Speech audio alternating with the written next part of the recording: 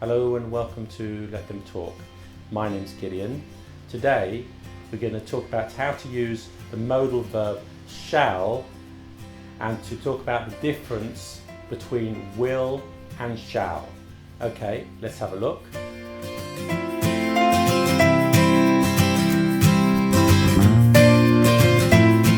The first use of shall is for expressing the future and is similar to will.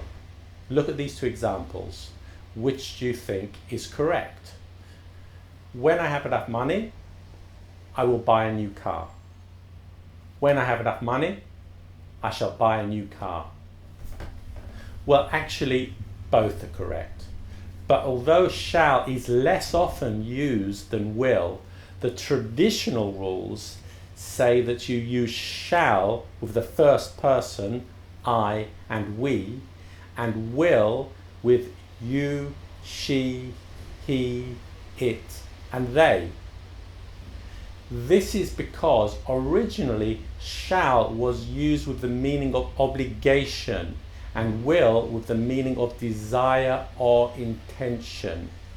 But these days, most people will use will and not shall, as in, I will be there tomorrow, especially when speaking, and that's perfectly correct. Or if you contract the sentence, I'll be there tomorrow, we don't know if shall or will is being used. And again, it's correct.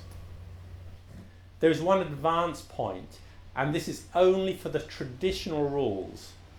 If you want to say something must definitely happen, then the rules of shall I mentioned before are switched. So will is used with the first person, I and we, and shall is used for you, he, she, it, and they. This use is rare and usually limited to formal situations and legal documents to talk about obligation. For example, the authority shall be responsible for the safety of the equipment. And also to talk about giving commands, such as the commandment in the Bible, you shall not kill.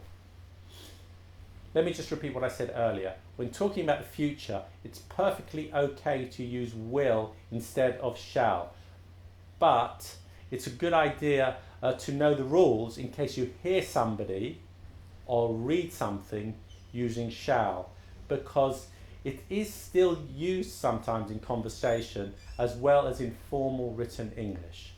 You might get the impression that the use of shall is dying out, but there is still one case where shall is still used, and that is for making offers and suggestions. We use it with I and we in questions. Here you cannot substitute will for shall. Let's look at some examples. You must be thirsty. Shall I get you a drink? You're busy. Shall I call back tomorrow? Shall I play you a song?